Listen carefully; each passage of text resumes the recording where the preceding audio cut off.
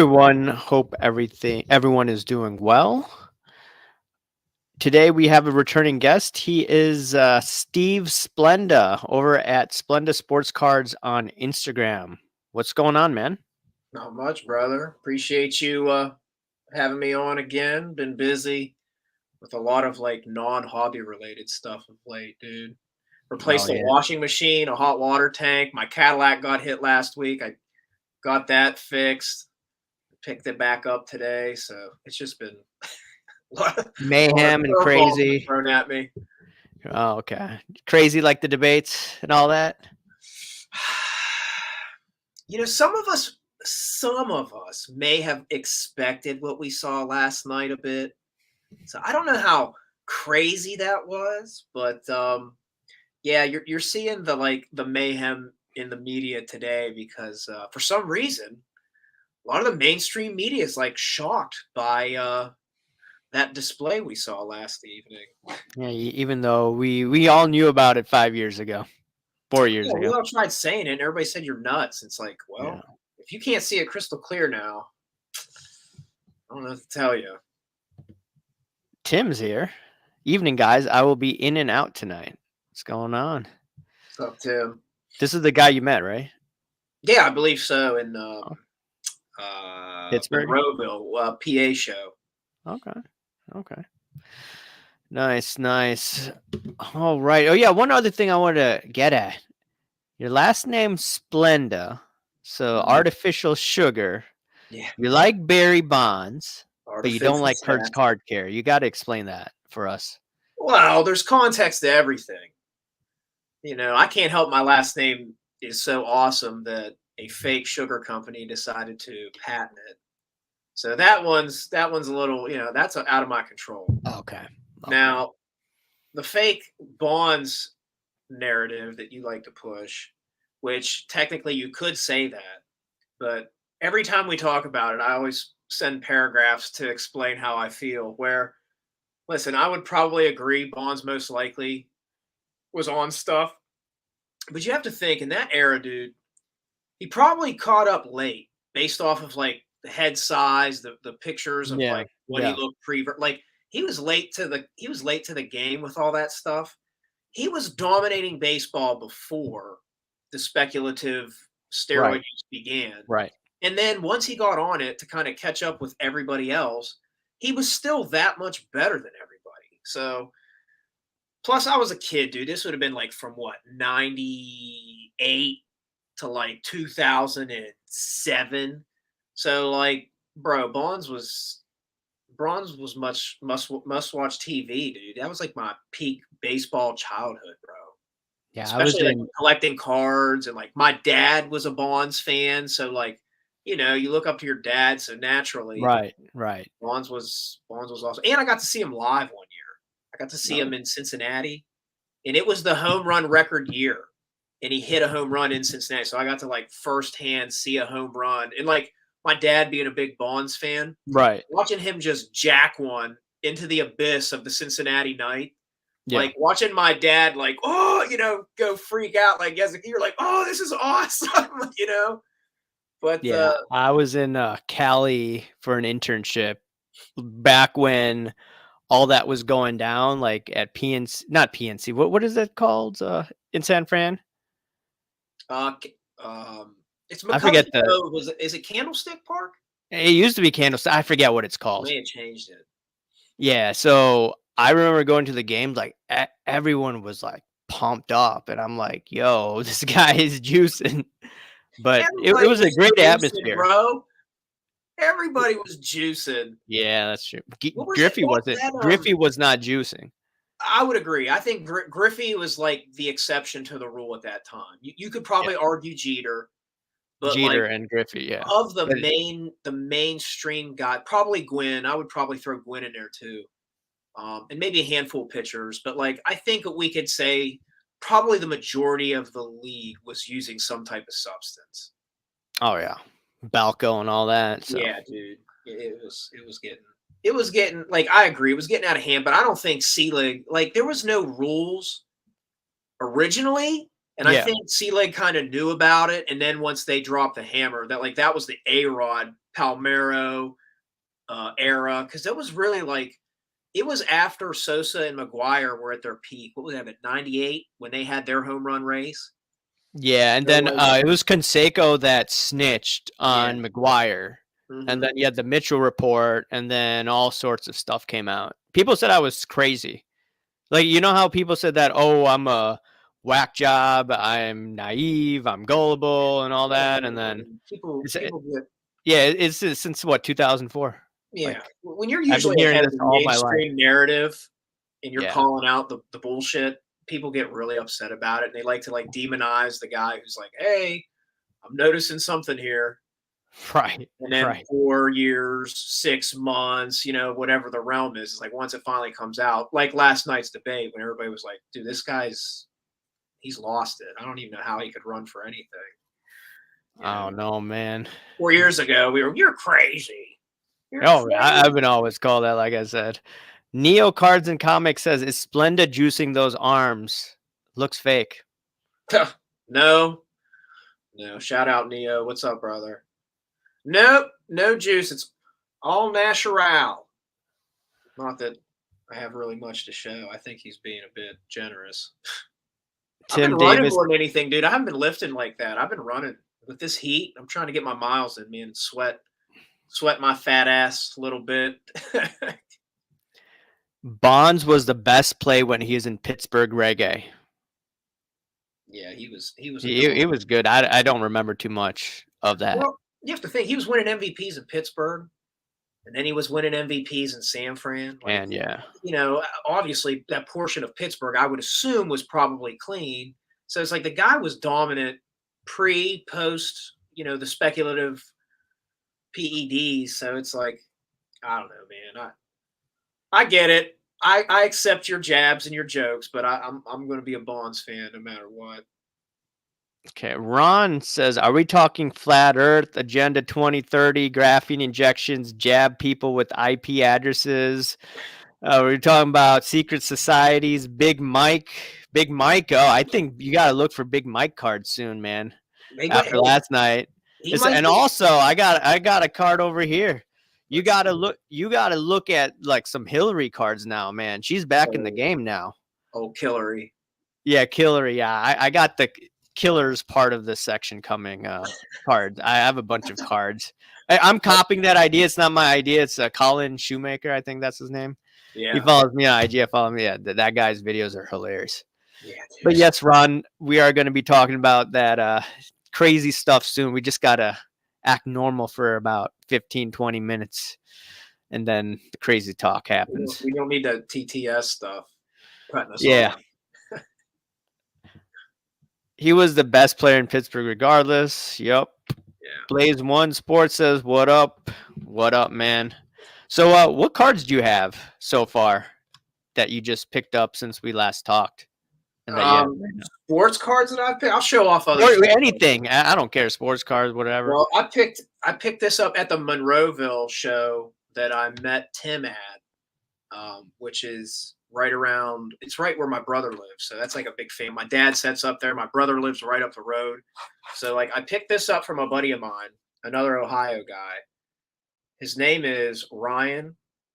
Um, he's a Youngstown friend of mine, and this is a 2001 base tops LT Tomlinson rookie PSA 9. Man, this glares. I'm trying to. There we go. Yeah, it is I'll a pick little up the better. base. Yeah. Pick up the base. This damn light. Hold on. That made it worse. Never mind. I'm done. I'm done fiddle fudging with stuff. But yeah, I picked this up. I have his Topps Chrome Refractor rookie, so I was like, it's my buddy. He gave me a killer deal on it. Sold it to me real cheap, so I bought that off him. And this is a Instagram pickup from an account that he also has a YouTube channel. It's Carlson Cards.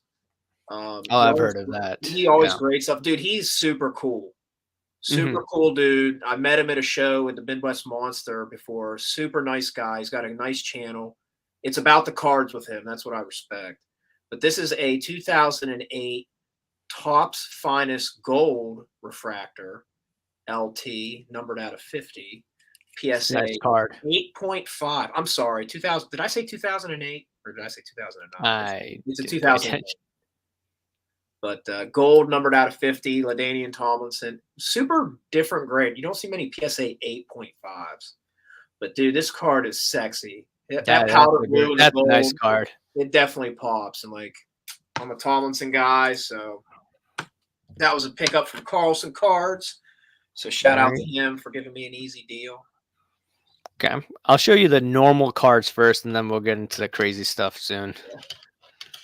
I got 2000. I picked up at a show, local show. People say I don't go to shows, but I was at a show the other day. But 2002 Tom Brady Gridirons, PSA 8. I got it for a little above or below comp, so happy with that. I got 2017 Panini Prism Tom Brady Illumination PSA 10. Your boy Brady. Now I'm gonna let you show off your cards, but I got to throw something back at you. Yeah, throw it. Me. Yeah. All right. Beautiful cards. No disrespect to Brady. I appreciate him as the greatest quarterback of all time, and I'm sure you would as well.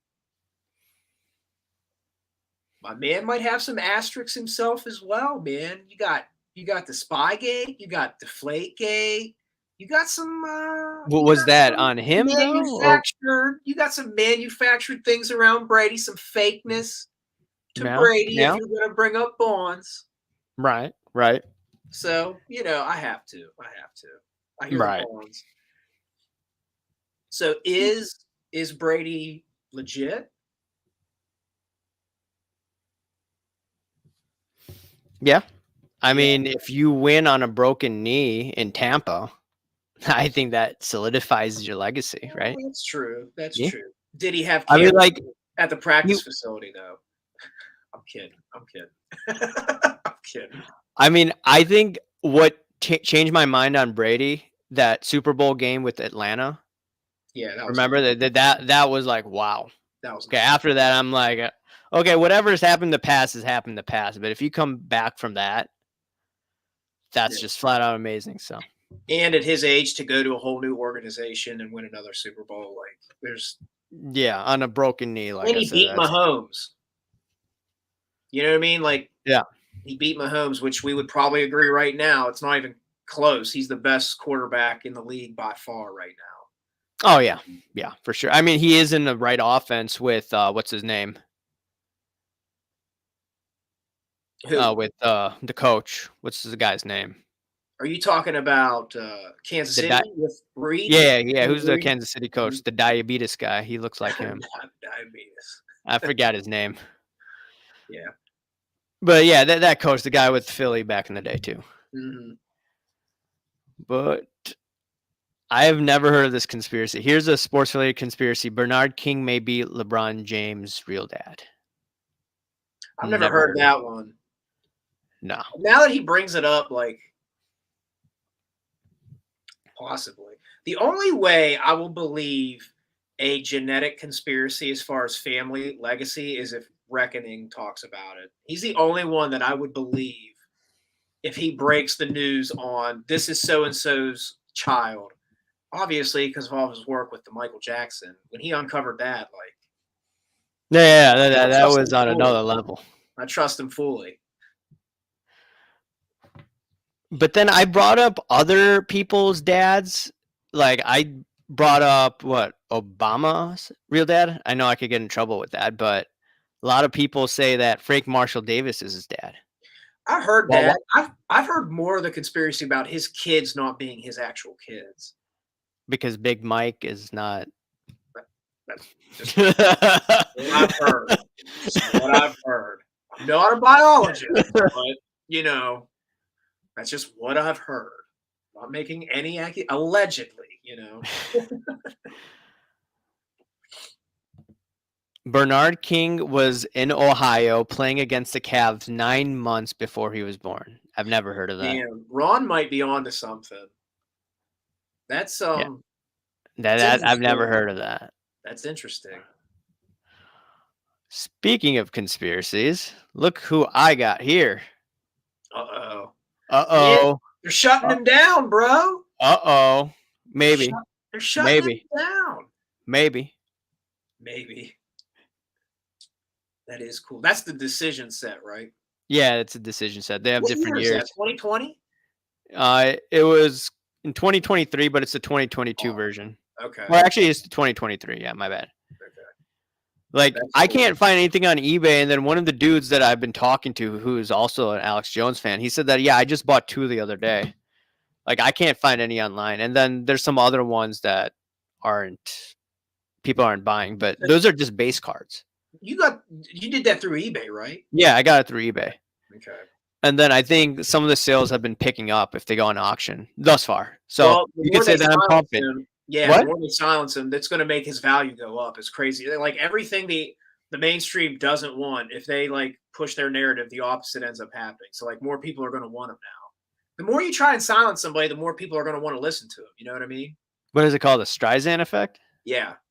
Not Barbara, but yeah. You have any juicy cards? I have some juicy cards. I don't know if anybody is aware that there was an event last night. There was. What event was that?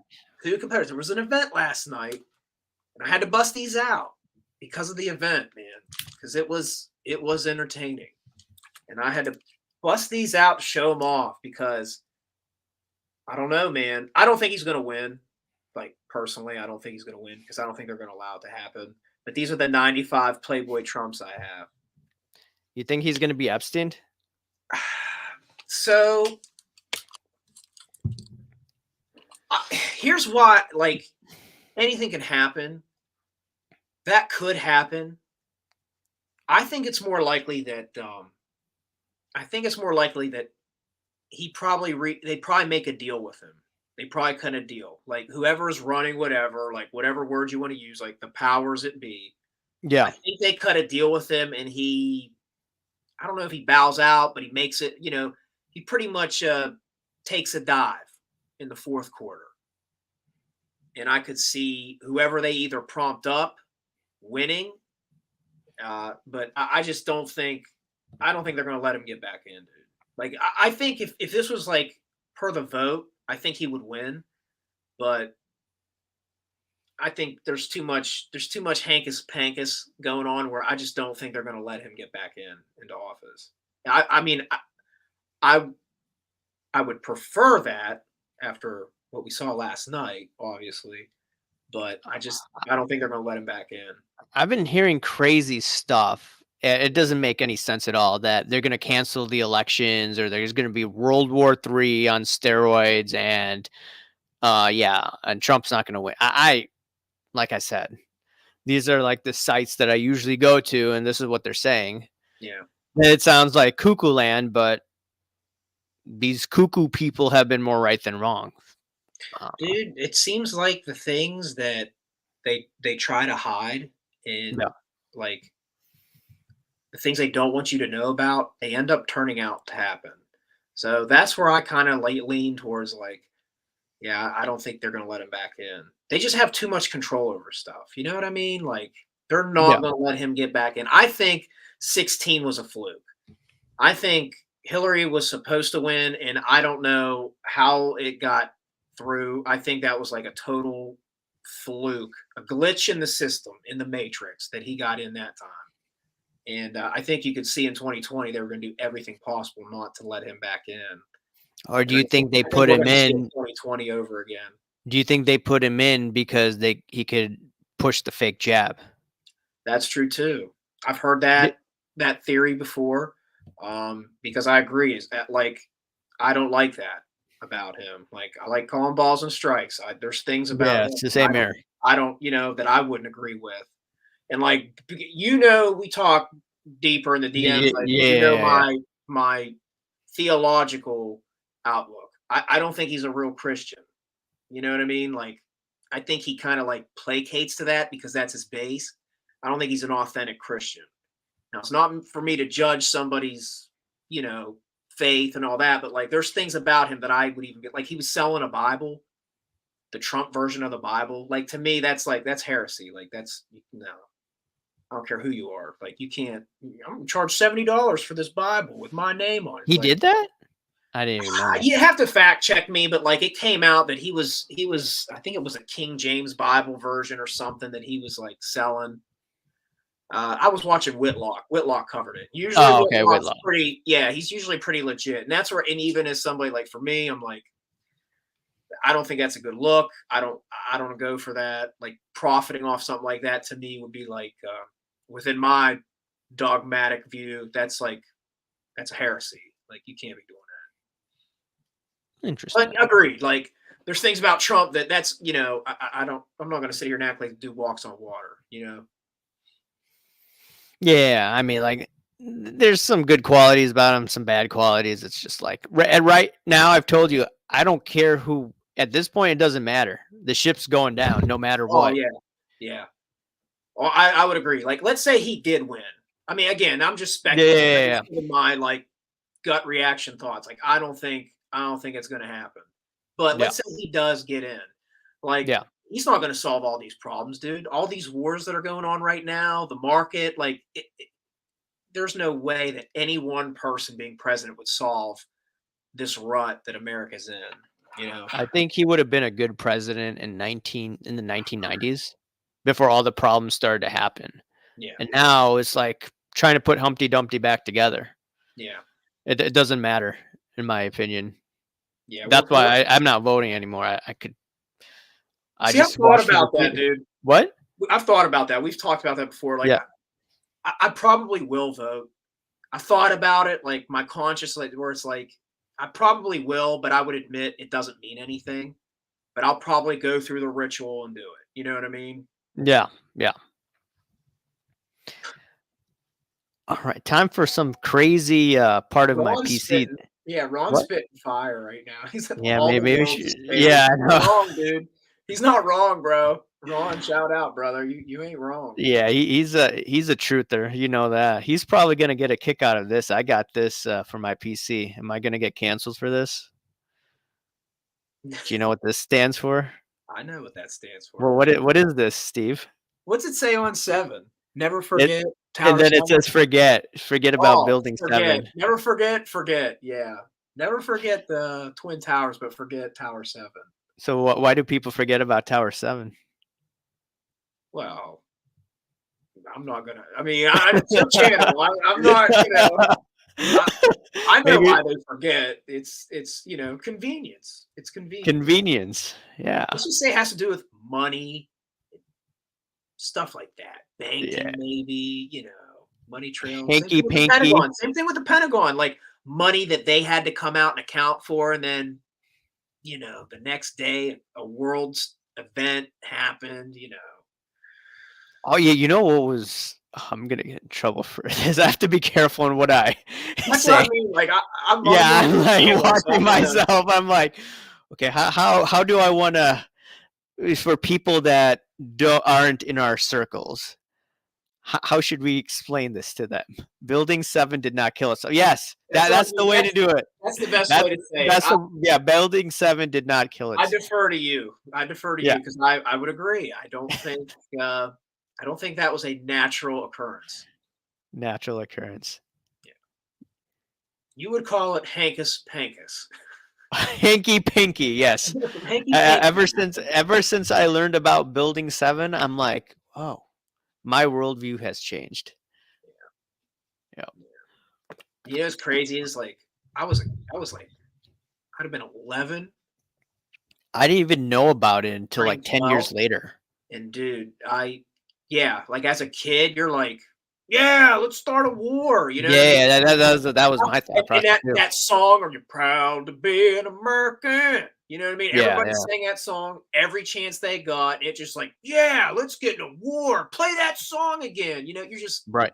you're trapped. And like, you give yourself a little bit of grace because it's like I was a kid. That was probably the biggest world event at that time. It's like time stopped when that went down. So that's how they get you, man. That's how they get you. They get you afraid. And then once you're afraid, they can lay out whatever they want. And you're going to say, yeah, let's do it. You know what was weird about all of that? This is like 10 years, over 10 years ago that I looked into this. Like Building 7 was still they said that Building 7 collapsed on TV, but it was still up there. That was the weirdest part of Yeah, that. I've seen weird, like, different videos, like, it came down after the fact, and then there was, like, news showing, like, news articles say it went down, but it was still up. Yeah. Like, news were reporting on it. Yeah. As it was live, it was like, no, it was still up. It's like they knew it was gonna go down. So I don't know. Like, I can't, I can't fact check it, but it's like you do see a lot of weird theories about that where Tower 7 just doesn't get talked about. That's what I Yeah. do know. And there's probably a reason they don't want to talk about Yeah. I have to like dig deep into that. it. Deep. I got some more cards here. Yeah, show them off, man. And this is not my idea. This is copying Colin Shoemaker, so shout out to him. It's the Killers. The Killers. Killer cards. Aaron Hernandez. Ooh, look at this. It's not his rookie card, it's 2012. Who The was Killers. 2011 or 2010? I He think was drafted with 2010. Gronk, I think. What? He was drafted with Gronk the same year they got Yes. both ends. Like, Yep. take all that crazy shit away. Yeah. He was good. Oh, he was great. He was an Dude, he was amazing player. tough, man. And like, I guess there was some big red flags while he was at Florida that nobody really talked about. You know what I mean? Like, it didn't get out. Like, the guys at Florida knew about it, but yeah, Yeah. Ron. quite a character. Ron says BBC announced Building 7 collapsed 26 minutes before it fell. It was still standing behind the reporter. Yeah. That was just, Ron, I trust. I trust him because I a long trust time him. I looked into that. Like, I've heard that. Yeah. I've heard that too. Have we been to the moon, Steve? No. No. No. Why not? No, dude. We have not been to the moon. I'm so tired of that shit. Like, there's no, like, NASA even tells you we just lost all the technology back in, what year would that have been? 60 what? 60 Was it late 60s? Mid to late 60s. I can't remember. I can't remember if it was before or after the Kennedy assassination. I think it was after the Kennedy assassination. Oh, Reckoning wants to come in. You should bring him in. Why am I'm not getting all the comments. I'm not seeing it. Is he, we should get in Reckoning. This is going to be the stream of the year. Absolutely. But no. He's gonna call us out. Believe that we went to the moon. I won't believe it. Maybe that's just my being stubborn, but it's like none of it makes sense. All right, let's hear John Reckoning's thoughts on all of this. He wants to come in. Okay, fine. You want to come in? This is going to be wild. I'm not seeing his comment. Oh, okay, there it is. Yeah, there he is. There he is. There he is. So what was that Space Odyssey movie about? I think I saw it, and that movie was really boring. So then I went with my mom and her friend, and we just walked out of the library. 2012: A Space Odyssey. It's 2001, right? Well, that would have been the later one. The original one would have been 2012: Space Odyssey, and that was by Stanley Kubrick. And now, if you understand a little bit about Kubrick, he's done films that are like, if you peel back the layers, there's some truth stuff in there. But the idea is Stanley Kubrick was paid to do the film for the fake moon landing so that he would get the funds to make that movie that he wanted to. So the idea is they hired the best director that could do cinematography. Like, he was a master at that time with scenery and all these things. So the idea is, at least the conspiracy goes, Stanley Kubrick staged the fake moon landing footage.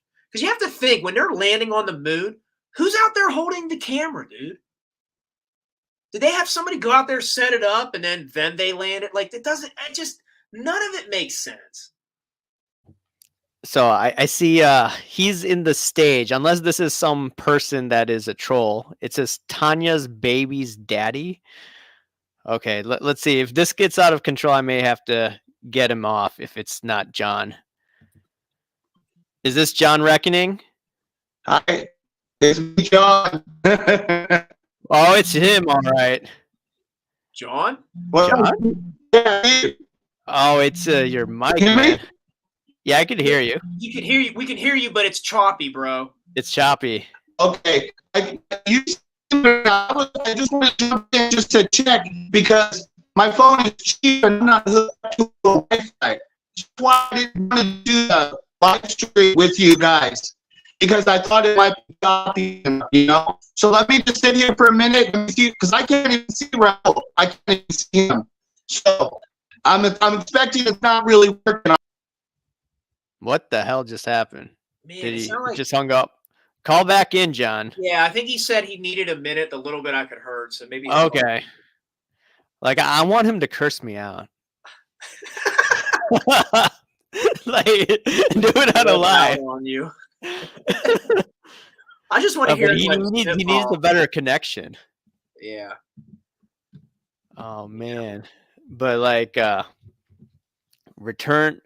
Yeah, so you were saying so wait, what was Stanley Kubrick? He lived a short life, right? No. No, he lived a pretty long life, but the idea was he didn't live in America. He was this renowned director. He filmed like maybe it is 2001: A Space Odyssey. I can't remember. Or is it 2000? Yeah, like I was listening to his daughter on Alex Jones, and I was trying to figure out like what the hell are they talking about? Yeah, to get the whole story because now he's passed now, but I know he's passed away. Made the movie like Full Metal Jacket, 2001: A Space Odyssey. He made no, not what avoid Full Metal Jacket. It was a Full Metal Jacket. 2001: A Space Odyssey. Okay, I keep saying it wrong. 2001: A Space Odyssey. And he made the one Eyes Wide Shut. That's the one where like a lot of truth stuff comes out, and it's like it's real dark, dude. I don't know if you've ever seen that movie. I mean, you told me about it, but like I forget what you said. He made that movie, and then he ended up conveniently dying right before it got released. And they took like a half hour, 20 minutes or a half hour out of it before they released it. So what was in that movie? That some occult truths in that movie that the stuff they took out, they didn't want to get out. What do you think was in that? Man, I don't know if I can talk about it on. Oh, is it okay? It's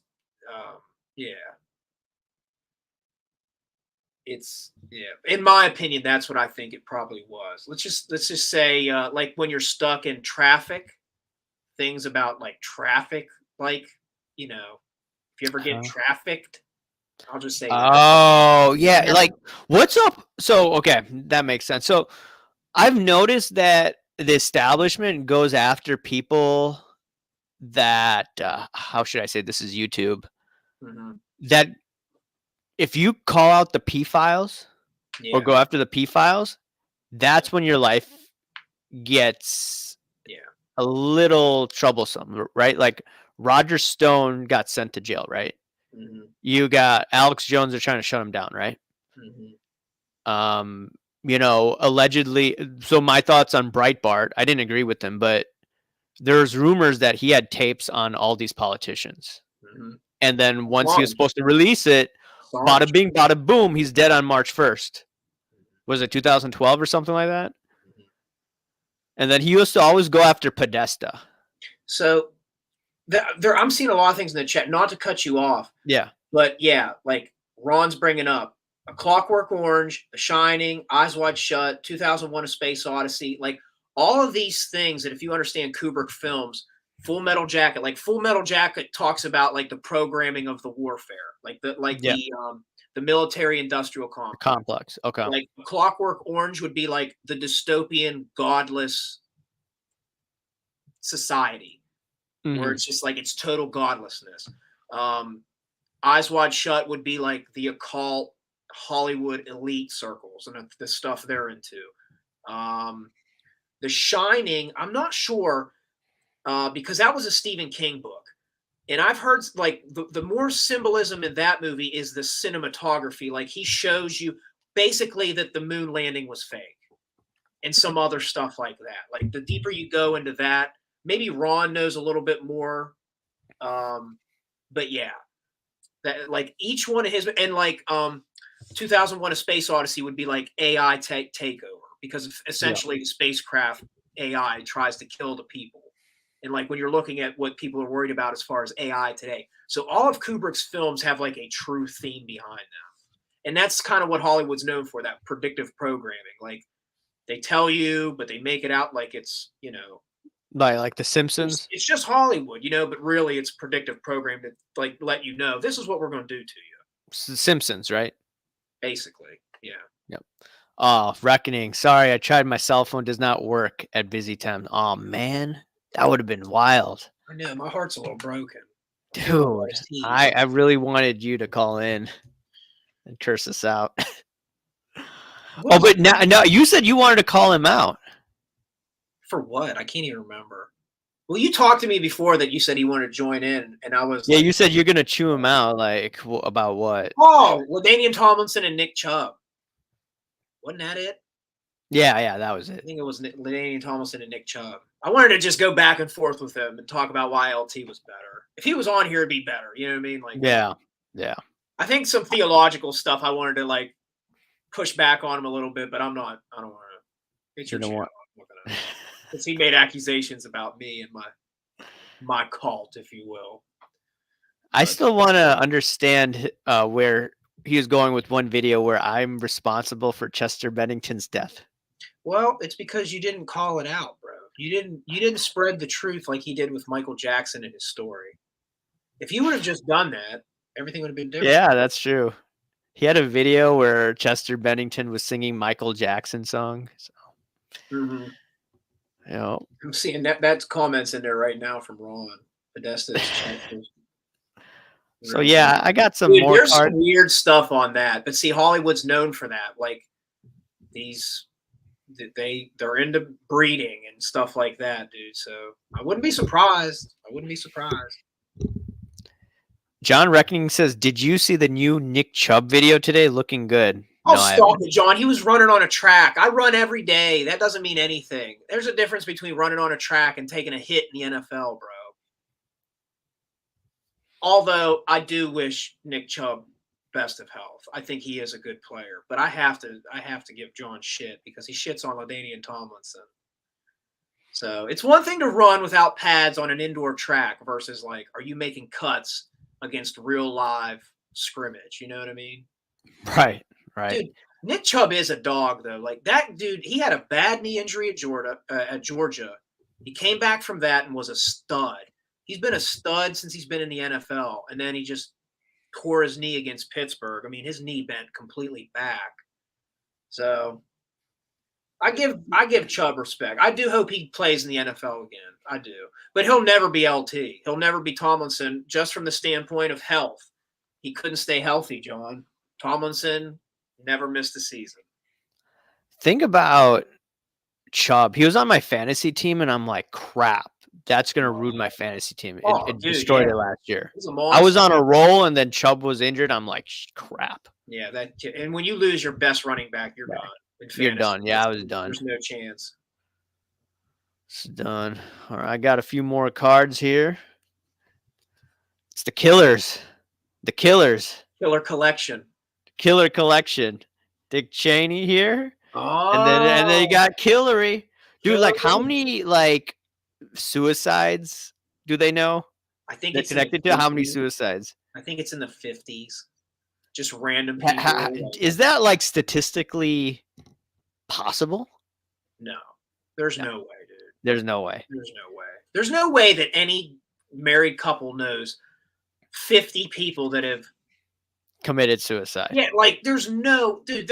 Like you have to think you have a better chance of getting hit by an asteroid while winning the lottery.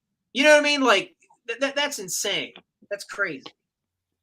So it's like having or winning 81 million votes is more probable than 50 suicides. Would you say that? Yeah. As somebody who didn't campaign, That's how. If you really think about it, a guy who was hiding in his basement, who didn't campaign, when everybody was at home, nobody was allowed to do anything, got 81 million votes. What's more statistically probable? Whether you agree with him or not, Obama was a populist. People liked Obama. There is no way that Joe Biden got more votes than Barack Obama. There's no way. But like, again, whether you agree with him or not, Obama was a popular candidate. People liked him. He represented a lot of what the people wanted. Now, we can go back and forth as far as his policies and all that stuff, but like as he was running, people loved Obama. He was popular, dude. Yeah. Like there's no way that an old man sipping on ice cream, crapping his pants, can't walk on a stage. Like there's no way that guy was more popular than Obama. There's no way. Mean, like he allegedly took showers with his daughter, according to the diary. The diary stuff, and it turns out that's all true too. Yeah. People said I was insane when I brought that up. Yeah, I even did a video on that, and people said I was off my knockers or something like that. We won't even go that extreme. The stuff with the Hunter Biden laptop, everybody said we were crazy for that. It's all true. It's all true. Yeah. We're living in a bizarre world. We're going to be having a banking crisis later this year, Q1. Yeah. This thing is coming down. Yeah, I think we're seeing a collapse, but I do think, like, I hate to be the black pill because I don't believe in that. Like, I think it's going to suck. We're going to go through some hard times, but I also feel like there's this, not to sound corny, but there's this awakening. Like, people are realizing, like, hey, a lot of this stuff is, looks like John's back in. John, a lot of this stuff is you're back? bullshit. John? I'll keep quiet. I want to see if John... Is John going to go on an epic rant? I see that I'm in here. Just so you know, I can't hear you guys. I'll try one more time. So you know, I can't see you or hear you. So it doesn't look like it's working. I'm just talking before it kicks me out and stuff. So I had to try one more time. I wanted to get into the conversation, but it doesn't look like it's working. But it's better than it was a few minutes ago. I don't know if he can hear us. Can you hear us? He might not be able to hear us. Let me text it in the chat. Can you hear you, John? Can't hear us though. I like to just start talking. Like I said, can't hear you guys and I can't see you guys. So I don't know what's going on, so I know I'm just cutting in. But yeah, Nick Chubb, if you guys can hear me. We can hear you. We can hear you. Hopping around on one knee, back and forth on his bad knee. That's a big recovery step. And he's going to come back. And Steve was saying, Nick Chubb will never be LaDainian Tomlinson. Yeah, that's right. LaDainian Tomlinson never won a championship. Nick Chubb is going to have 2 devastating injuries, come back, and still be a world champion. He's going to be so far above and beyond what LaDainian Tomlinson ever could be. I got to text it to him. I said, Nick Chubb, he can't hear me, but I'm texting it. Yeah. Nick Chubb plays in Cleveland. No championship. No chance. Let me put this. Tomlinson. Oh, he left. His phone went off. Tomlinson over. So anyways, yeah. Chubb. So Nick Chubb plays in Cleveland, no championship. He does have Deshaun Watson, though. Bro, that's the problem. Honestly, it's not Nick Chubb's fault. It's Deshaun. Like, we all know. Like, I don't care. Dude, like, what's up with how did Deshaun Watson, like... He had a lot of promise, dude, when he was in Houston. Before all that scandal came out, like, he looked good. He looked good. I just don't remember, he was like, I think the Houston Texans did something stupid. They tried going for it on 4th down in that one AFC game. I don't know if it was the 2nd round or 3rd round. And then they missed that fake punt or something like that. And Mahomes scored like 6 touchdowns in a row. Do you remember that? against the Texans, I'd and have to that's refresh. when I remember they that's played Kansas City. Deshaun Watson's downfall right after that. Was that like the first round game? I don't know. I think it was a second round. Like, it was insane. I remember that game. I'm like, what the hell just happened here? That would have had been 2019, the year Kansas City won it, right? I don't remember what year. Because they lost in 2020 to Brady. So yeah, they lost 2020. Might have been the year that this game happened. I just can't remember. I have to look it up, but that was one of the not better games. That was insane. I mean, I thought the coach was an idiot for that. Like, why would you do that fake punt or whatever? I don't know. A lot of these guys that are coaches where they make some of these decisions. You're like look at Dan Campbell. Like, I like Dan Campbell. I like what he brings to the Lions. Like, I actually wanted to win last year because it's like, I like the dude. He's a dude's dude. Seems like the type of coach I want to play for. But some of these, like some of the play calling stuff he did in the second half and that to blow that lead, like, and you're like, and then look at like the Chargers with Justin Herbert. Some of the decisions that coach has got now, they finally moved on. So, but like while he was there, they were going for 4th and 5s and stuff instead of taking field goals and shit in like playoff games. Like, just dumb decision. Like chasing points when you don't need to. Just dumb. John said it kicked him out. Yeah, it kicked him out again. Oh, well. Next time. Yeah. Or you could even try calling again. Yeah. If we're on. Again later, if you can. Yeah. So, I was just thinking. He might be able to hear us now. Yeah. So. Yeah. Try to call him back, or you can call back later. I'm trying to do this on his phone, and it's hard because if you don't have good reception, like you're if you don't have good reception, then it's going to be a little challenging. I'm not. Or like you could call on your computer too. Here, that's what I was going to say. Like, put the link in on your computer if you have one. I don't think he has internet, right? That's what he said. He only has internet on his phone. But anyways, I know we were talking about this yesterday. So like, Bronny James gets selected in the second round. Your thoughts? I mean, we all knew it was coming, and we all knew it was going to be the Lakers. So, like, you're not allowed to say anything, but like, it's not about hate. I'm just being like, it's just. It's not being negative because I admit, like, I get DMs saying like, "You're so negative." I'm like, I just call a spade a spade. It's like, I don't want the kid to fail. I have nothing against the kid, but I can sit here and say like, I'm pretty, avid college basketball fan and watch. Yeah. He wasn't good. He wasn't draftable, man. Like, I get that his dad is who it is, but that's literally the only reason he was drafted. Now, well, you're a hater. You're a grown man hating on a young man. Like, and it's just like, no, I'm not a hater. I just watch sports like we all do. Like, when we see a bad draft pick in the NFL, it's totally fine to say, that was a dumb pick. That kid was a bum at school. Yeah, like Mitch Trubisky. Guess what? LeBron James' kid was a bum at USC. He averaged like 4 points on a shit team in a shit conference. I mean, he should have, like, legitimately, if his last name wasn't James, he would have never been drafted. He wouldn't have even been talked about on draft boards. It's literally because of his dad that he was even talked about on ESPN as much as he was. Now, that doesn't mean I hate the kid. I don't hate the kid. I respect him from coming back from that heart issue. So seriously, I wish the kid nothing but good health. I have no hate or animosity. But I would even say, because of that heart issue, come back another year, play, so like we can actually see you play in a full healthy offseason with a full healthy year. God bless. Hopefully everything is healthy for him. Like, and prove yourself, just like anybody else would have to do. But it's like, there is no way that kid was like. We all know he got, and I feel bad for the kid actually, because like now he's going to have to go his whole career.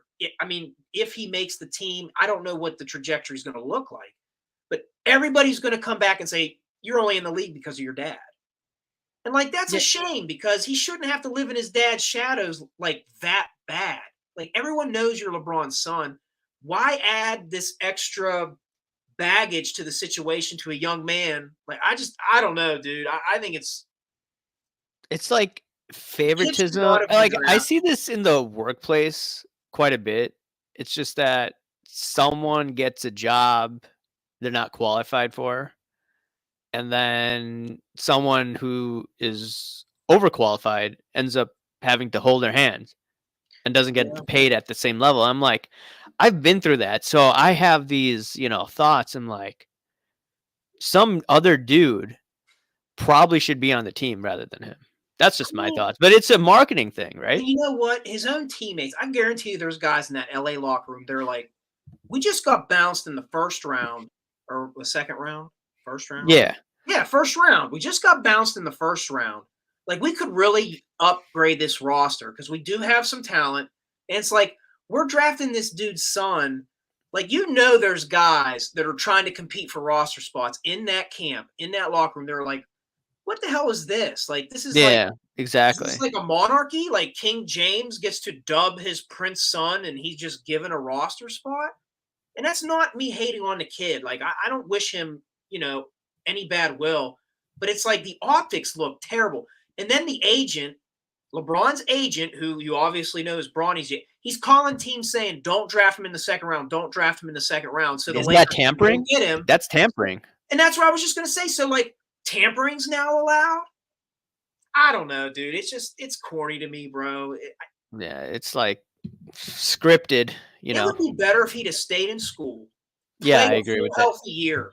And we actually got to see him flourish. Like, he's averaging like 16 points a game. He's you're seeing his game elevate. You're like, all right, now when he gets drafted, people actually think like, okay, he got in on his merit. Like, this kid earned his spot. It's not about his daddy or his daddy's shadows or his daddy wanting to play on the same team with him. I've read reports where Bronny didn't even care to play with his dad. That he wasn't, I just want to play. And that's where I feel bad for the kid, where it's like, remember how like LeVar Ball, Yeah. Brothers, where it was like, at some point, I think he's a good dad. But at some point, I think it's okay to say, shut up and let your boys become men on their own. Like, you've done your job. Like, you don't have to be a mouthpiece for your kids while they're entering their adulthood. Like, just shut up and let them play ball. And that's where I kind of feel like with the LeBron situation, where it's like, let Bronny be Bronny. He's not LeBron. Let him play a couple years in college. Let him have his own career. And it just seems too manufactured. Like, there's too much control going on. I don't know. It's goofy. So, before his cardiac event, he looked like he was going to go to the NBA. Would you say that or no? No. Like, no, you didn't think that. Okay. Because you watch more basketball than I do. So I just wanted your opinion on that. Again, it's not about hating on a kid. I watch a ton of basketball. There's actually a big tournament that's here in the Wheeling area, Wheeling, West Virginia. I used to go to every year. It's called the CCR. And it's a bunch of elite private schools and academy that come and play, where they have McDonald's All-Americans, Division I kids all over. So I've seen it for years. I've watched guys that are juniors and seniors about to go to Division I, where it's like, you look at him, you're like, this kid's a 5-star prospect. He's playing against other elite kids that are like probably 4-star, 3-star, and they're dominate. Like, he went to Sierra Canyon, which is a great school. It's one of those academies. And he was around other really good players. But to say Bronny was a McDonald's All-American, which is a top 25 prospect in the country, like one of the 25 best high school kids, it's just not. I didn't see it, in my opinion, and I think a lot of other people's opinion, they would have said the same thing. Where it's like, if this wasn't LeBron's kid, he'd never be a McDonald's. It's not a bad player. It's not hating on the kid, but we're talking about the 0.0000001% of high school basketball player. And Bronny's not that. We even see it in college. Health aside, when he did play and he was available, it's like, this kid's not a one-and-done type of prospect. He's probably a 3 to 4 year player. He's going to have to play, let his body develop. He's not that tall. He measured like 6'1". Think about guys in the NBA that are under 6'4", that aren't point guards. And even if they are point guards, you have to be an absolute elite scorer. Like, we're talking the Allen Iversons, guys that are under 6'4", or a Steph Curry, who's probably around 6'3.5", 6'4". We're talking about AI, one of the greatest players ever, Steph Curry, the greatest shooter ever. Like, guys at that height, for you to be recognizable, you have to be absolutely insane athletically or have a skill that's just unmatched, that's just ungodly. You know what I mean? He's Yeah, I mean, he's not really a point guard. He's kind of like he's not even really a true two guard because he's undersized. So I just don't. He got in because of his dad, unfortunately. Muggsy Bogues, 5'3", bro. 5'3". 5'3", insane athlete, absolutely insane athlete. And honestly, his NBA career outside of like the Space Jam movie and stuff, like Yeah. Muggsy Bogues wasn't some perennial all-star. He was a good player, but he wasn't anything, you know what I mean? In NBA, He was just known for being like in the NBA and for not being tall. That's what he's known that's for. pretty And much I his think a lot of people respect him for that. It's like, hey, For look, sure. it's tough. For I sure. respect him. The fact that he made the league at that height is amazing. But he wasn't some like perennial all-star type of guy. Like Allen Iverson, I don't know how tall he actually was. They list him at like 6'1", and I've heard he's probably not 6'1". That guy, for his height, he was an absolute, like, that dude was a freak athlete. In fact, when He you could go play back to high football. school, dude, this would have been in like the early mid-90s when Notre Dame was a powerhouse. Notre Dame wanted him to play quarterback. They tried recruiting him. Like, Didn't he have jail issues or something like that? Well, I think he just went with basketball. Oh, okay. So then he went to what, Georgetown? Mm-hmm. Yeah.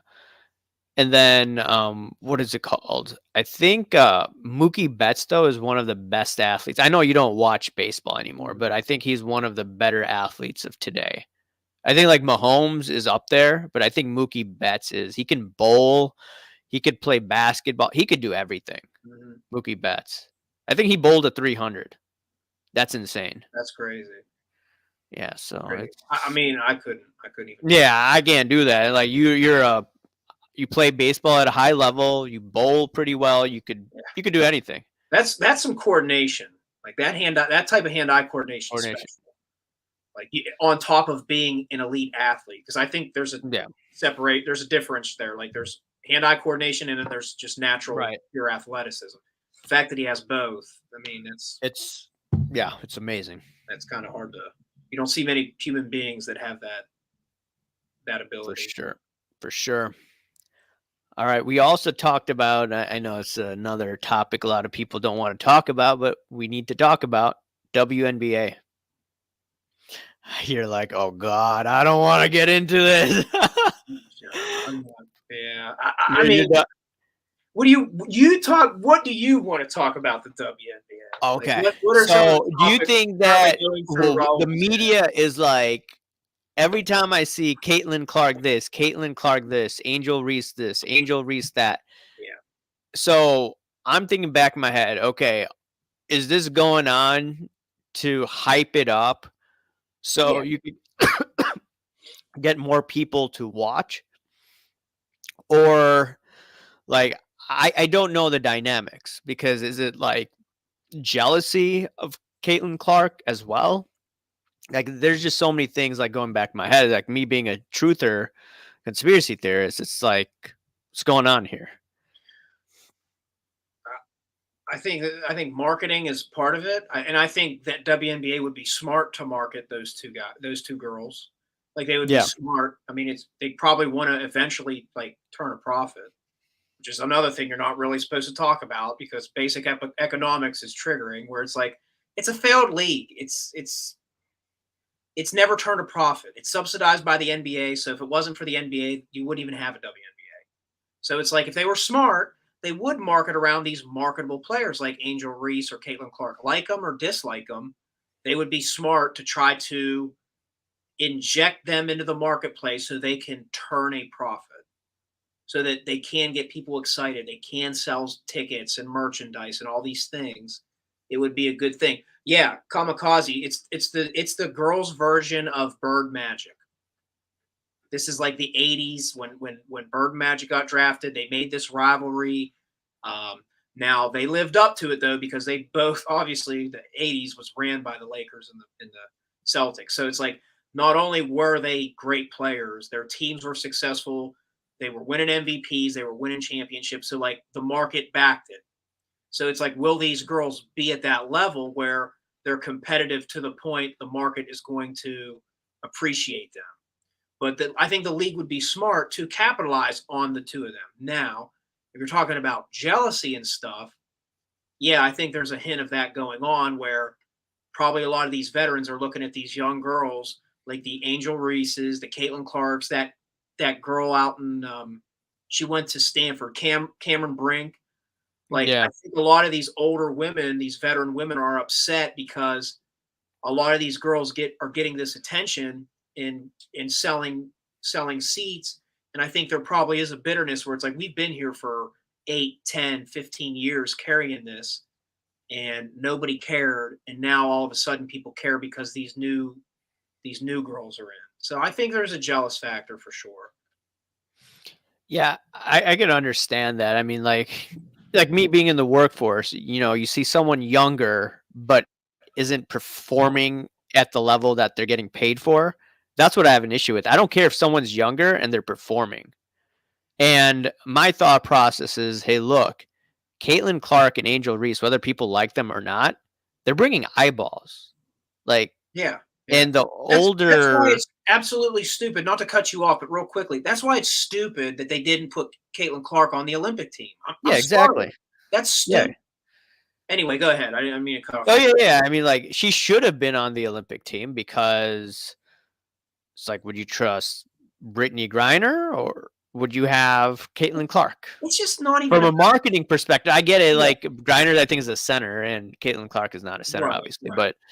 But I'm just thinking, hey, look, from a marketing point of view, if you want more people to watch, who would you have? Just thinking out loud. And then maybe you could put in Angel Reese as well, right? Yeah. And then like, okay. And I would say, like, I would agree. Like, you don't just hand out Olympic spots. Like, things should be earned. I agree. Like, but I think we could say they're in a competition as well with ratings. It's a competition. You want to generate ratings. You want these girls to make money. You want to brand the league. Well, that's competition in itself. So I would agree. You don't just want to hand out, but they're playing well enough where I've looked at stats where it's like Caitlin Clark, Angel Reese, some of these, like their stats are not that far off from some of these girls who got on the Olympic team. In fact, some of them are better. So I don't understand why it's like, okay, we've injected these women into the market. We're seeing growth, but now with the Olympics, we're not going to invite them so that we could see that continued growth so that all the women benefit from it. Doesn't make sense. I don't understand it. Yeah, I don't understand this either, because if you're a league losing $50 million per year and say you're like 25, 26 years old and say you're bitter towards Caitlin Clark, well, Caitlin Clark will get you a good not record deal, but a good TV deal. Yeah. With a good TV deal, you're going to get paid more money. Exactly. Like if I were her teammates, I would do like what, like the Pistons or the Bulls, they defended their players. That's what Caitlin Clark's team needs to do to protect her. Like getting slapped in the face or hit in the face like that. Or like, I think Angel Reese also did get hit one time aggressively, but she also hit Caitlin Clark. I think that was foul play on her, but people, have opinions on that. I think if you're going to settle these things and have this, like, I'm okay with it going down on the court. That's competitive. Mm-hmm. It's the off the court stuff, these sly remarks, these things they say about her or other, like, it's really weird to me where you don't see that in the men's sport. Like if there's a promising rookie in the NBA, it's more likely that the older guys are going to be like, this young man's got game. He has real potential in this league. He could be a face of the league one day. You know what I mean? Like they bring the young pups up. Seems like that's the opposite that's happening in the WNBA. I think like in the guys' leagues too, like if you start talking crap, you're going to get leveled on the playing field. Yeah. That's just the rules of the game.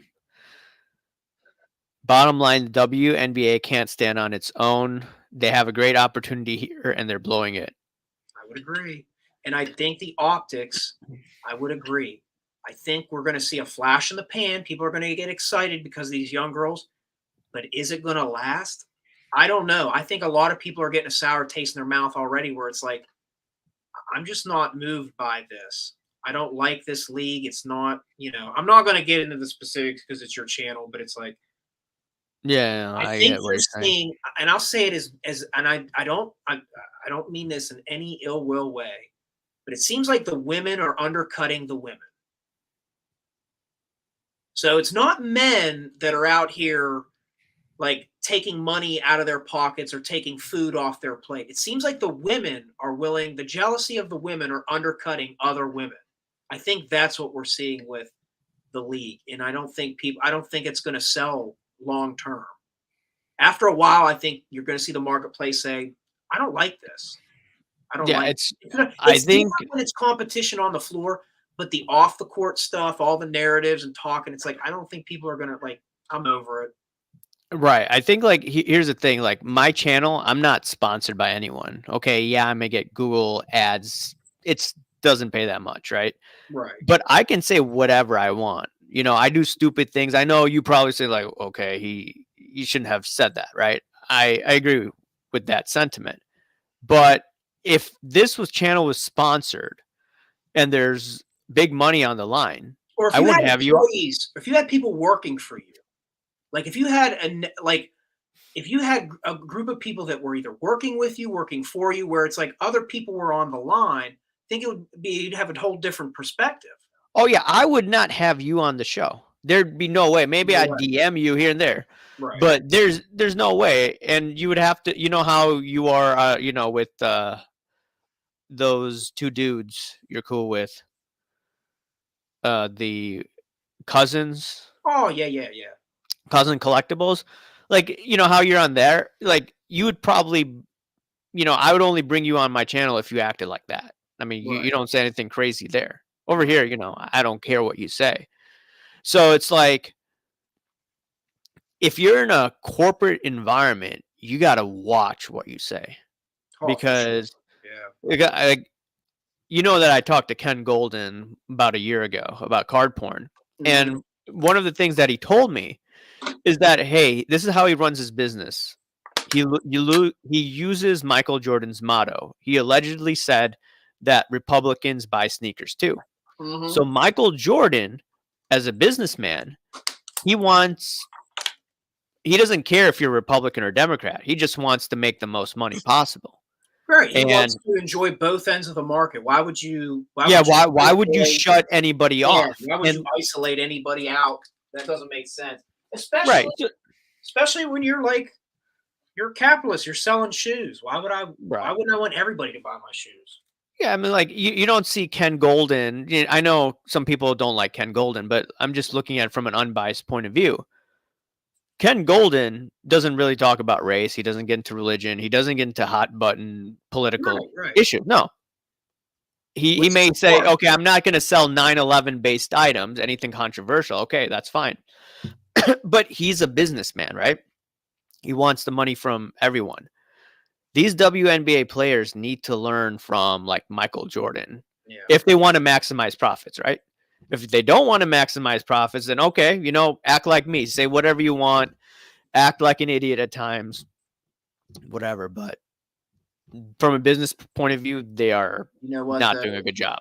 Us giving our opinion on this, we're just mansplaining, bro. Yeah, we're mansplaining. We're just mansplaining. It's toxic masculinity, because why would men think they can tell women a better market strategy? And it's like, well, you've never turned a profit ever. So like, don't you think maybe a little I don't care who it is, a little constructive criticism might work, might be valid, I mean, I think like someone like Magic Johnson, who's a successful entrepreneur, I think he needs to talk to these young ladies that are just jealous of Clark or Reese or whatever. Right. Be like, hey, look, do you want to make money, or do you want your jealousy to turn people off?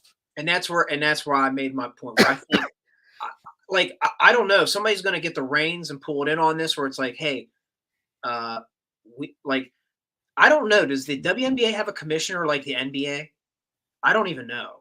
So I think there is, but then there's also do you think Adam Adam. Silver would just allow I think he would rein things in and be like, listen, guys, we want to turn a profit. We want you all to eat. So here's the game plan and here's the strategy. Yes, we want you to be competitive, so on and so forth, but don't isolate the marketplace. And to be honest with you, the NBA has had issues with that. Look at their ratings. Their ratings are getting worse and worse every year. They depend on Chinese That's basically television deals with Tencent. So that's the only thing propping up the NBA. That's why with remember that guy from Houston? He said something about Taiwan or something like that, free. Was it free Tibet or free Taiwan? I forget what he said. Free Taiwan.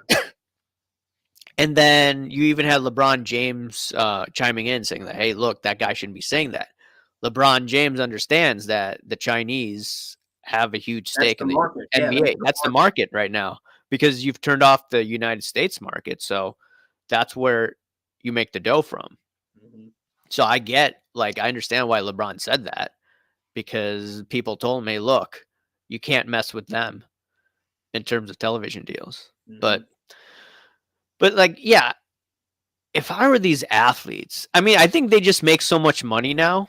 They don't care, in men's sports. For sure, dude. So, they're like, I don't care. Who cares? And they all have their own podcasts. They don't need the mainstream media anymore.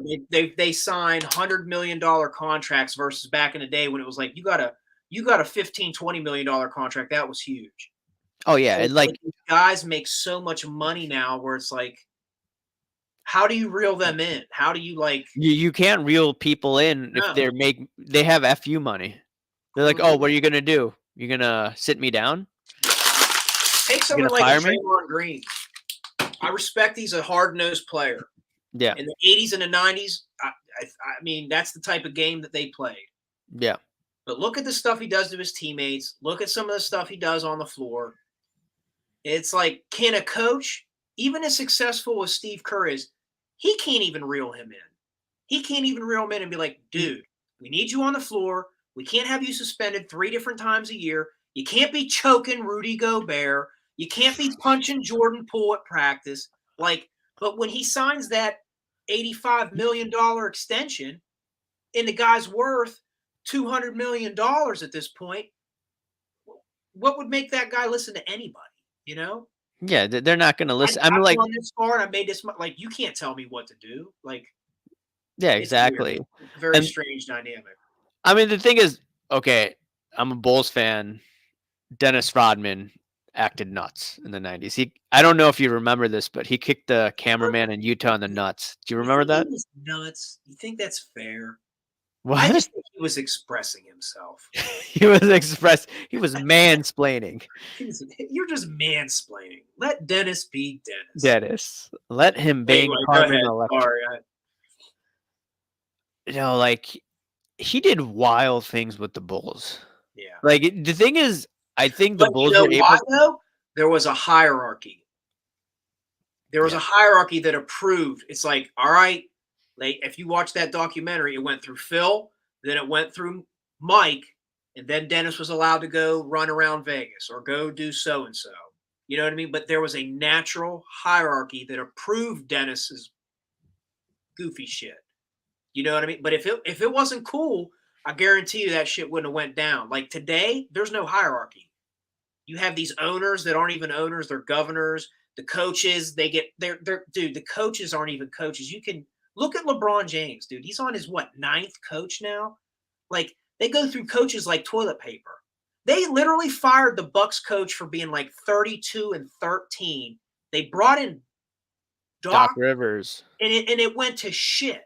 So it's even if you're successful as a coach, you're doing the right things. If you make a superstar mad, you're out. So there's no natural hierarchies anymore. Yeah, exactly. It's just that I've noticed this at work. So about 10 years ago, I had a boss that I clashed with a lot, but it was permitted. He he used to work us like crazy, but he helped me acquire skills. Mhm. And now today I'm working with individuals. That type of leadership, Oh, I have to be careful in what I say, but it wouldn't fly. no. I mean, like we have what a SJW society, right? Mhm. And there'd be a lot of pushback. Well, you're not allowed to have that. That's what you're talking about would be in today's terms, they would call it toxic masculinity or the patriarchy. But that's how natural hierarchies are established. Like, guess what? If I'm out and about and there's a guy out at the bar and he's bigger and stronger than me, I naturally know not to pop off and say the wrong thing. I'll get You my, learned that lesson in middle or if there's school a or guy high that's school. older than me and has more status than me and more wisdom than me, I know to shut my mouth and take in what he's saying. You Oh know, yeah, exactly. It's and not. but see, that's where men understand hierarchies a little bit. Now, today's modern man, I would agree, that's not a good example. But throughout history, I think men have a natural like we understand hierarchies. And I got this. I'm not going to mention who said this at work, but I was told of a female. She, I think, is like some higher up.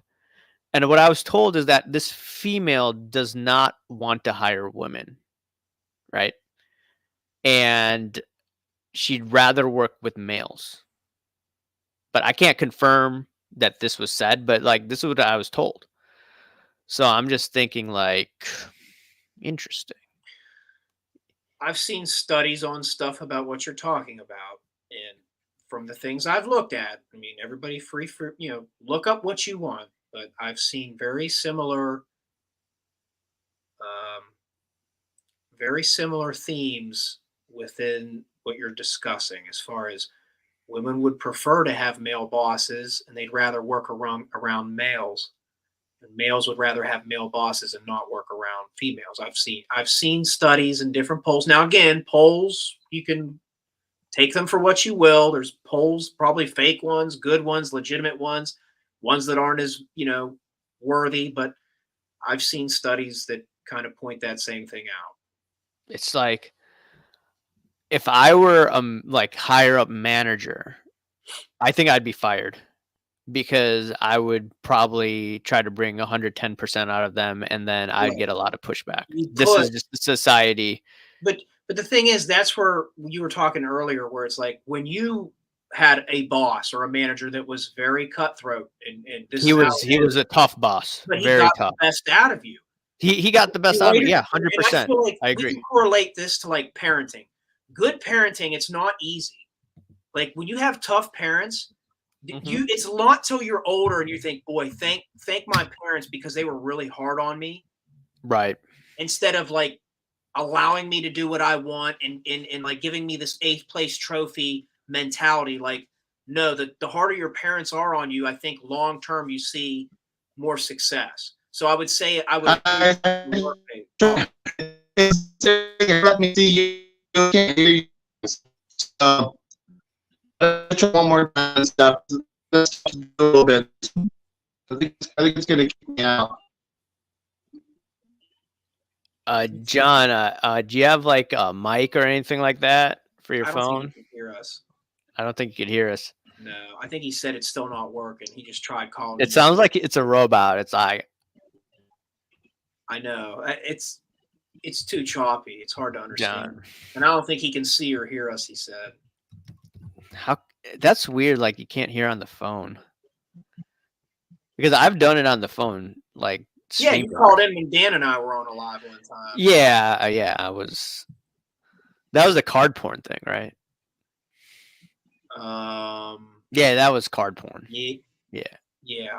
Man, that's been a long time, dude. Crazy how You know, time flies. we were talking earlier about like that Building 7 thing, Mhm. and I was thinking to myself, "Hey, look, if we're able to figure out this Building 7 thing that's hanky panky went down, what else is a psyop?" For me, Oh, dude. I mean, like I knew you picked up the card porn too. You just didn't do content. Well, Well- yeah. in that It's space. I mean, I'm lucky to be around like you and Dan and a lot of other guys like Cardboard Life. Like I've talked with him a few times. Like yeah. guys will give me intel, but I'm too stupid and not in. I don't have the type of networking and skills that you guys do, and like the content you guys put out. Like something seemed fishy, but like you said, I'm not. Who am I? I'm not going to be the one. Yeah, but I just find it just like society, they believe all this psyop, all these psyops, and then card porn was a psyop. Mhm. And everyone was like, "Oh, card porn has a lot of followers. We should be buddies with card porn." I honestly What's think card- the hobby 2020 to 2021 was its own psyop. Like all of it, the market, the money that was getting thrown into this place, Yeah, the influencers, the like. The farther we get from it, I mean, you could categorize it as it's like that was the hobby's version of a false flag event. You know what I mean? yeah, Like yeah. the market was fake, the money was fake, the content and the people that we supposedly looked up to with this great insight to the market of cards, the investor bros, the NFT bros, the sneaker flippers, like it all became a psyop, and it was all like, let me just get that bag. Let me pimp this hobby so I can get that bag. And like it was an economic psyop. Oh yeah, it Now was. we're dealing with the repercussions where it's like you have people not making content. They leave the hobby. They get caught with their hand in the cookie jar. It's Yeah, like a lot of people are getting their hand caught in the cookie jar. And then I wanted to bring this up to you. So oh man. the Spiegel brothers lawsuit, Mhm. you've followed that, right? A little bit here and there. Yeah, Okay, when you in your last live, your guest, I can't remember his yeah, name. Ryan McClanahan. Yeah, he's Yes, you amazing. guys had a really good I'm glad you had him on because I wouldn't be able to articulate the way he does. He knows. But anyway, yeah, Yeah. I know So what's going on. so assuming what this lawsuit is saying or in the papers that Shine 150 at some point was a private sales consultant with Golden, right? And bidding on cards at the same time, right? Assume that's true at some point between 2020 and 2023. Like, how much hanky panky went on in these auctions? I'm thinking to myself during the boom. Potentially, yeah. I think that's a red flag where, and a lot. It's probably not popular, but especially the high end, it seems like he's involved with and networks around and deals Yeah. with. And like again, just on his accord, like I can't really comment on the golden thing. I know those are where the auctions go down. I don't, Yeah. but it's like just take that aside. Like someone like the Logan Paul type of people that he's around and makes these big sales with. It's like if the cameras were off, would this stuff be going on? Is this how do I want to say it? Is this like the hobby's version of Hollywood? Is this a false flag? Yeah, like are you Is a this market is this like manipulator? this? Is this like this? Is this like Forget, Building 7?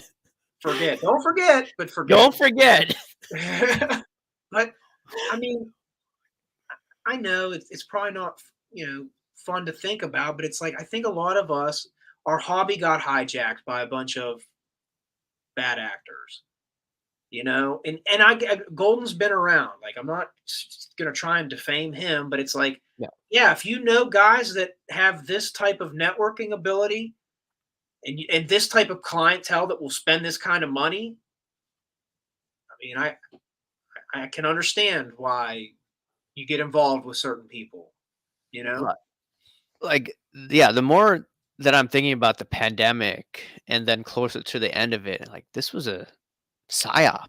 It had to be. Okay, yeah, I made money during that time where things were crazy. Mhm. But I'm just thinking, like, go back to what Shine, right? And then the whole card kahuna. Remember that Pokemon Yeah. BBCE, The right? case that was the fake case. Yeah, the case. And then you had all these guys involved with it. And then Logan Paul was involved with Liquid Marketplace. And I know that Rattled Pokemon he was covering that, and like potentially his hanky panky went down there, and Shine was involved with that. I'm like, this doesn't add up. It This just does looks not. optically, the farther we get away, it doesn't look. It looks bad. I think Yeah. at least even your person, it's like, listen, you guys talk about some crazy shit. I'm not with you full blown. Like you guys say things that it's too Like deep. Big Mike. Okay, maybe you may But not I agree do with us think on Big I Mike. do think a lot of people would admit it's like, yeah, the optics do look bad. Hey, check market this is out. Check definitely- this out.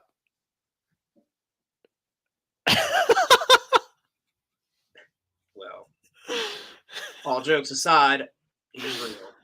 He's definitely real. Okay, yeah. All jokes aside, but He's definitely real. John, you're a lucky man. I know Okay. John has a wild take on all that, but okay, going back to what you were saying, yeah, how we're nuts and we're crazy talking Yeah. about Big Mike and all that, Building 7 and all that stuff. we do say some wild shit. But Yeah. I do think just the hobby and like the way things have gone, a lot of the things a lot of the people didn't want to hear from were calling like, hey, the market, this is not sustainable. This isn't a real true market. You got people at the top that they have a vested interest or they have a networking interest. There's something that, there's something financially incentivizing them to either put out this style content, to make these kind of deals. I think the farther we get from the peak, I think it's fair. And most people that aren't conspiracy guys, bros like us, would have to admit it's like, yeah, the hobby got pimped out. I don't know how else to say it. Like it was an economic pump and dump. However you want to, I don't know how you want to verbalize it, but it wasn't natural. It definitely wasn't natural. Yeah, it didn't seem natural. And you know what's so weird about my channel? I'm not a big channel. Okay, like in the beginning, when I was calling things out left and right, I don't call things out as much as I used to, but those videos do well. But I get under the skin of a lot of people in the hobby for not being a big channel. And I find that to be really strange, really weird. Yeah. I don't know. It's just weird. Yeah, I don't understand that either. Because when you talk to me about certain things or disclose certain things, it's like Darren Ravel got pissed at me at one of my posts. Like I don't. Did you see? Like, wait, this is embarrassing. Like, this guy won an Emmy.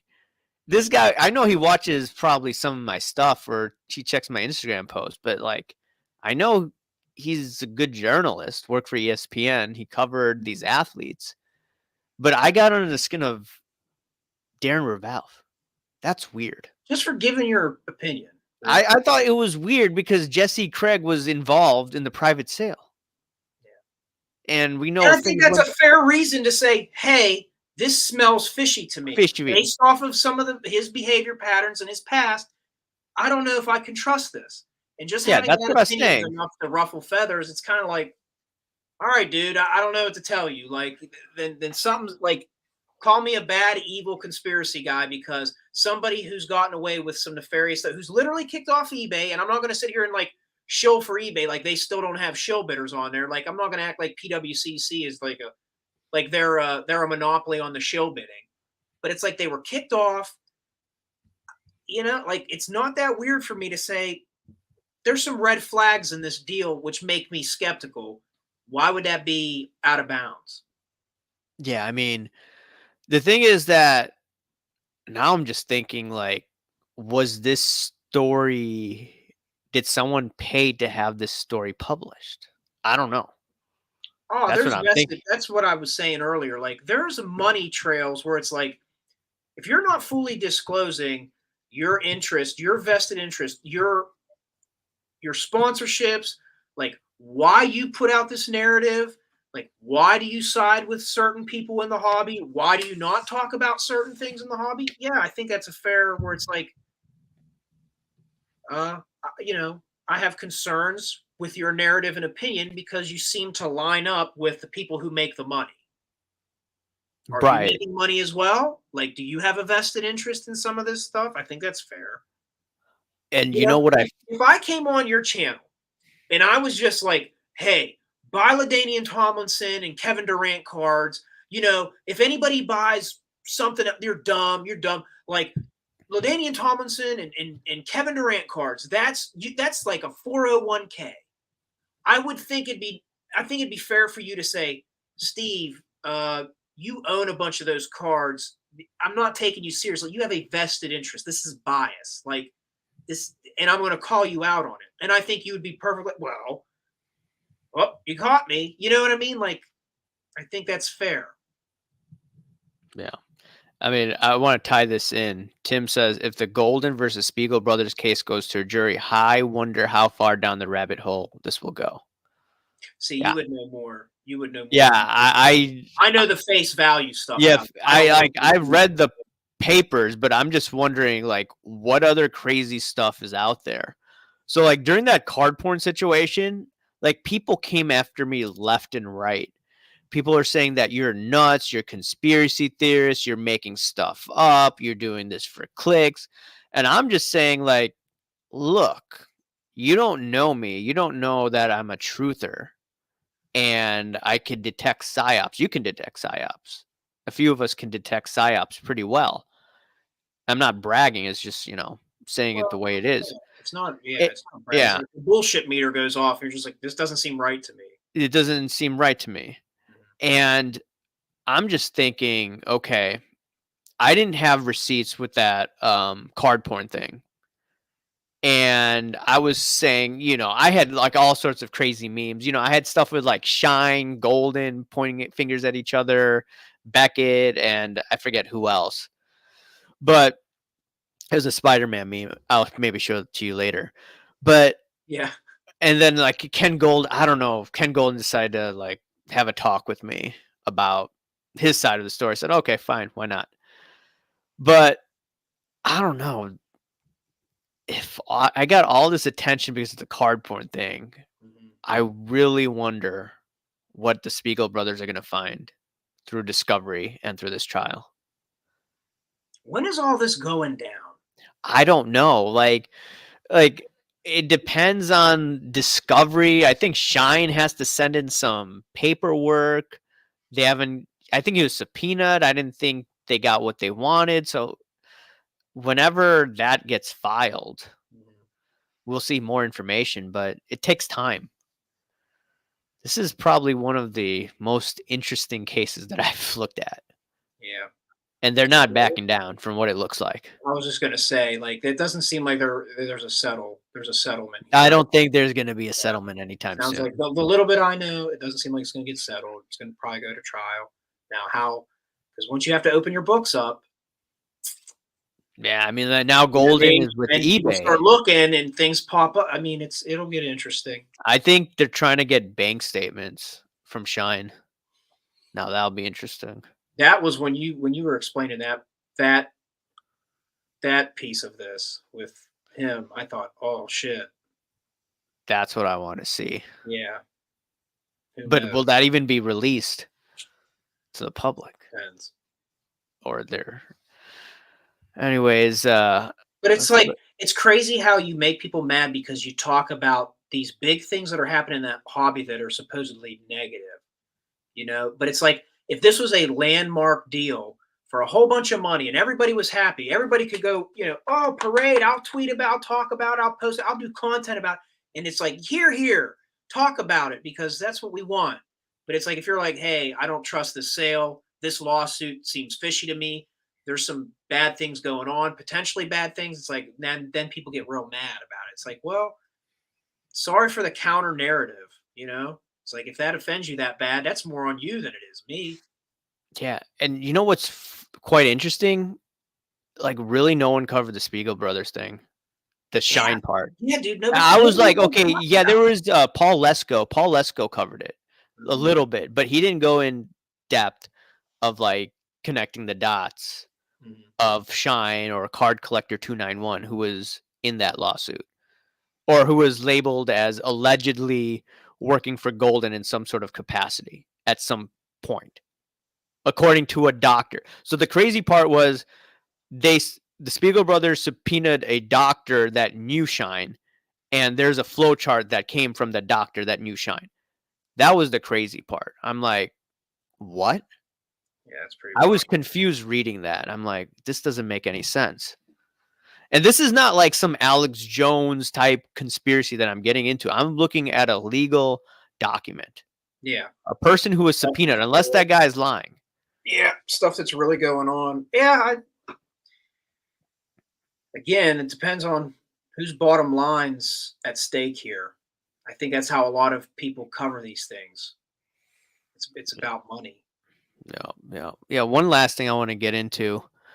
It's like, I don't know if you even want to get into this, but I had a discussion with Prism God about a month and a half ago regarding an alleged stolen card and the provenance and trying to figure that out. And that whole interaction was just insane. I don't think I've ever dealt with not insane, but it was just wild. And still, no one wanted to cover that. And it's just like, it's censored. All these hot button issues are censored. Doesn't that just seem like the real world? I was just going to say, don't talk about anything that could potentially be mean. Don't talk about anything that could potentially affect the bottom line or tell the truth. I mean, I don't know. What I know about that, how do you say a card was missing, but you knew where it was the whole time? It's not stolen, it's missing. It's like, if it's missing and you know where it's at, then it's not missing. Wasn't that the terminology he used?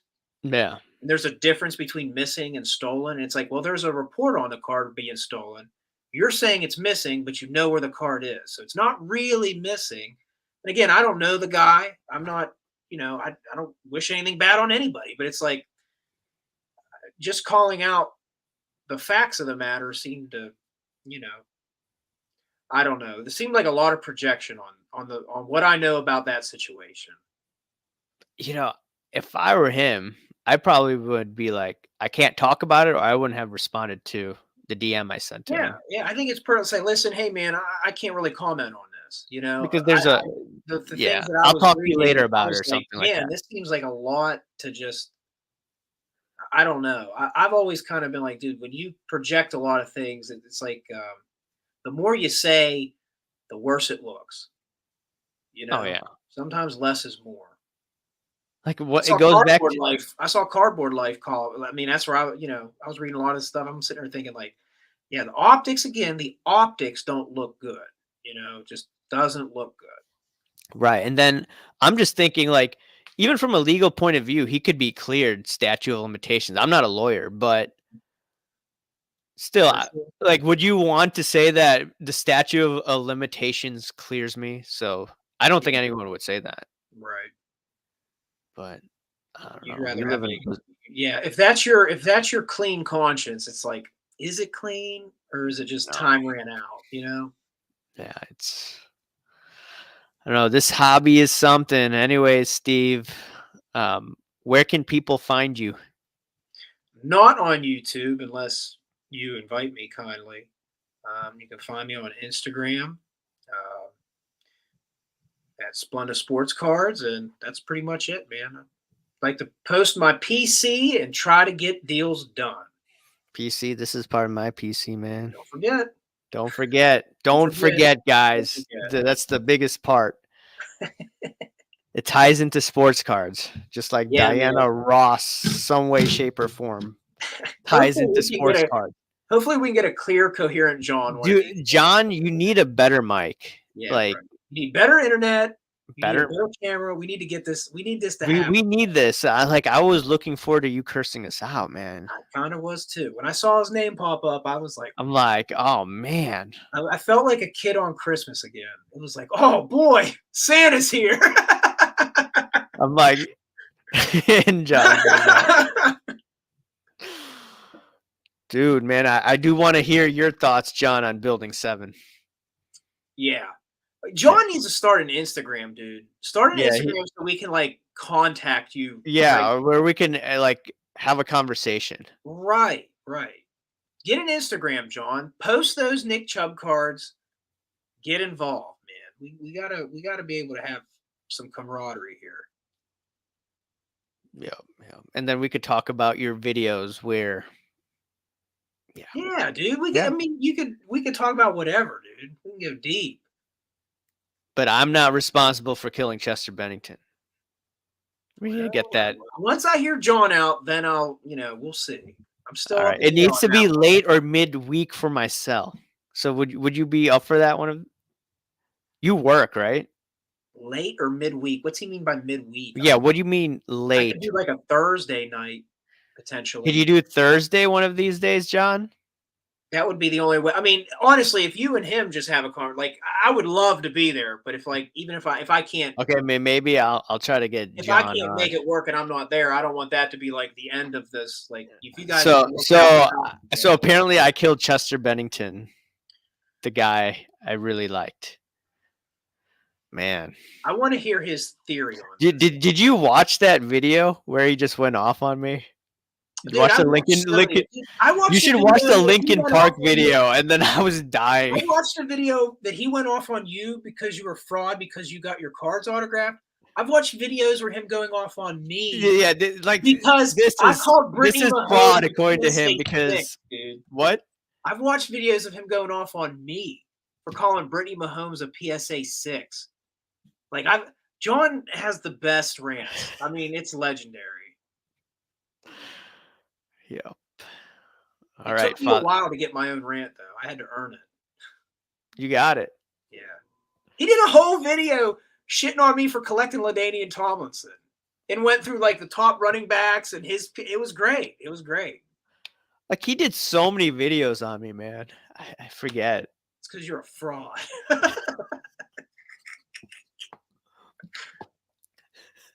Oh yeah, he used to get mad because I went after pumping and dumping, great curator or whatever, allegedly. But he's done videos on him too. Like he's called him out as well. So it's. Remember, he did a video on your old buddy, the rapist. That video got deleted. Like I would still consider. I don't condone what he did. But like I would still be friendly with him, and I'd be like, "Yeah, dude, I don't condone what you did. I think that was wrong, and I think you should like own up to it." But like I'd still be friendly with him. But I can't remember. Did he do a video on Rob? I can't remember. I think it got deleted. Okay. He called him the rapist. Maybe I did see it, and I just can't remember because that went through the hobby 2-week cycle where it's like everybody talked about him for. Yeah. And honestly, I hope. I hope best. I don't wish any ill will towards him. I definitely don't agree with what he was doing, but I still wish him the best. But yeah, I haven't talked to him, and he had Dan and I on. I can't even remember. That seems like forever ago now. He wants to debate cleaning cards with me. There's so many topics that we should touch on with John. Card cleaning, you could go. Nick Chubb. His Michael Jackson theory, his theory on you, Tower 7. Did you kill Chester or didn't you? Like, there's a lot. There's a lot we could go in on. Hell. All righty, Steve. I was gonna say my eBay auction's about up, so I gotta. Yeah, you gotta focus on that. All right, I'll let you head out. Focus. All right, thanks for coming on again, Steve. Absolutely, brother. It's always a pleasure. God bless everybody. Thanks for everybody in the chat who tune in.